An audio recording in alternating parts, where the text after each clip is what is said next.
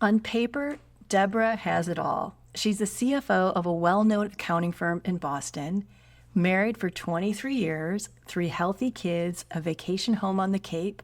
Her LinkedIn profile is stacked with awards and promotions. If you asked anyone around her, they'd tell you she's made it. So why, in her own words, is she not doing well? It's because Deborah's been chasing achievements instead of building accomplishments. In today's episode, we're unpacking the difference between achievements, the external wins that earn recognition, and accomplishments, the internal wins that give you lasting fulfillment. So this way you don't find yourself in the same place as Deborah, feeling empty despite her hard work and her wins. Hi, I'm Laverne McKinnon, and welcome to the Moonshot Mentor community. If you're navigating a career transition, whether you're stepping up, getting started, or making a pivot, you're in the right place.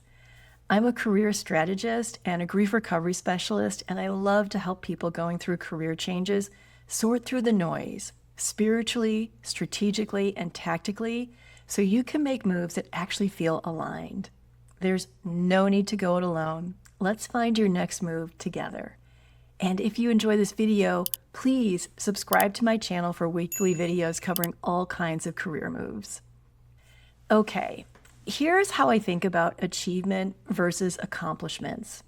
Achievements are the things that get noticed by the outside world. A new title, a big award, a parking space with your name on it. A lot of times they translate into bullet points on your resume. Accomplishments feel different. They don't always show up on LinkedIn, but you know when you've had one because you can feel the pride after mentoring a colleague and seeing them get that promotion, or the satisfaction of preparing hard for a meeting and knocking it out of the ballpark, or the moment at the coffee pot when you slow down long enough to lend a compassionate ear to a work buddy. Achievement is about recognition. Accomplishment is about fulfillment. Both matter, both are important, but when achievements become the sole measure of success, they start to feel like cotton candy. Delicious going down, but not enough sustenance to get you through the day. And that's where Deborah found herself. There's a reason it's so easy to get caught up in the achievement chase. Each time someone applauds us or clicks like on something we post, our brain gives us a little chemical pat on the back, a dopamine hit. It feels so good, but it doesn't last. So we keep chasing after the next one and the next one and the next one. And then we add in the cultural stories we've all been told. Success equals climbing ladders, stacking trophies, hitting milestones. It's no wonder most of us go after achievements like they're a chestnut cocoa labubu. And when we don't get it, anxiety spikes. Stress hormones like cortisol, they rise, and we find ourselves working harder, canceling social get-togethers, and pushing through exhaustion, all in pursuit of validation that evaporates as soon as it arrives. This is what I call success fatigue. It's not that Deborah hasn't achieved incredible things, it's that those achievements no longer sustain her.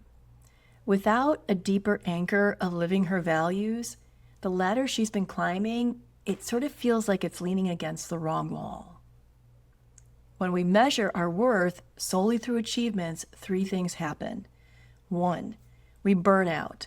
The constant striving for external validation, it keeps our nervous systems on high alert. We push past our limits, telling ourselves we can rest after the next big milestone. 2nd, our self-esteem gets fragile. If our value depends on other people's approval, it only takes one missed promotion or a disappointing performance review to send us spiraling. 3rd, we feel empty. Even after the big wins, there's still that voice asking, is this it? Is there more? And that's what keeps Deborah up at 3 a.m. Accomplishments tell a very different story. They're not about recognition. They're about resonance. When we do work that aligns with our values, it builds confidence that doesn't crumble when someone else gets promoted. Think about the difference between receiving an industry award, a wonderful achievement, and creating a system that makes your team's work easier for years to come, an accomplishment. One gets you applause, the other leaves a ripple of impact long after you moved on. Accomplishments are sustainable fuel. They don't depend on whether your boss notices or your industry hands you a plaque.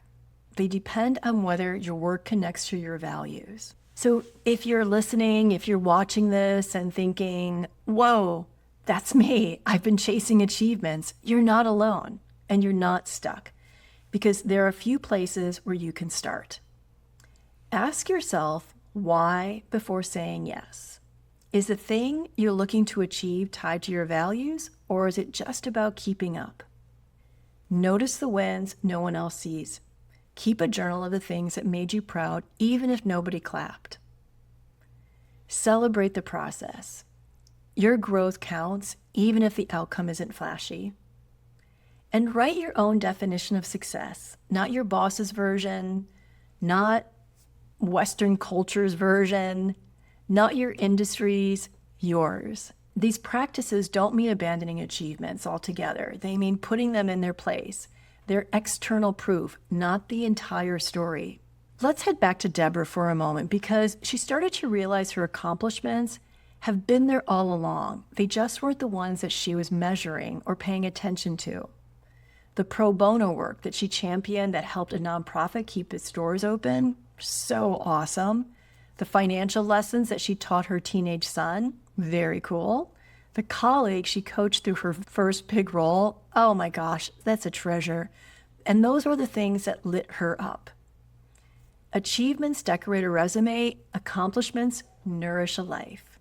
And when we start measuring success from the inside out, fulfillment stops feeling like something that's just out of reach, and it starts feeling like something that you can actually touch. Okay, bottom line, on paper, Deborah had it all. Title, family, recognition, even the Cape House. But in her own words, she was not doing well. And that's the trap of chasing achievements. They look impressive, but don't always bring fulfillment. Accomplishments, on the other hand, they connect us back to our core values. They don't just show up when we're done. They remind us of who we are. If your list of achievements hasn't left you feeling satisfied, maybe it's time to measure success differently. Okay, that's it. But before you go, if you want support around identifying your core values, become a free subscriber to my Substack. You'll get a complimentary workbook to help you identify your core values. And if you want even more support to stay motivated and feel less alone and move through your career transition with strategy and lots of love, become a paid member to my Substack. You'll also get the values workbook plus exclusive journal prompts, guided meditations, live workshops, and a community of ambitious, purpose-driven professionals. A paid membership is $5 a month, and I have a very fun pop-up workshop coming up in October for confidence building. Sign up either way, free or paid, at moonshotmentor.substack.com. And a big thank you to Amanda Kenny for all of her editing and social media expertise, and to Lauren Deacon, who manages the Moonshot Mentor brand and is an organizational and research genius. Thank you for spending time with me today. Until next week, keep going after your moonshot.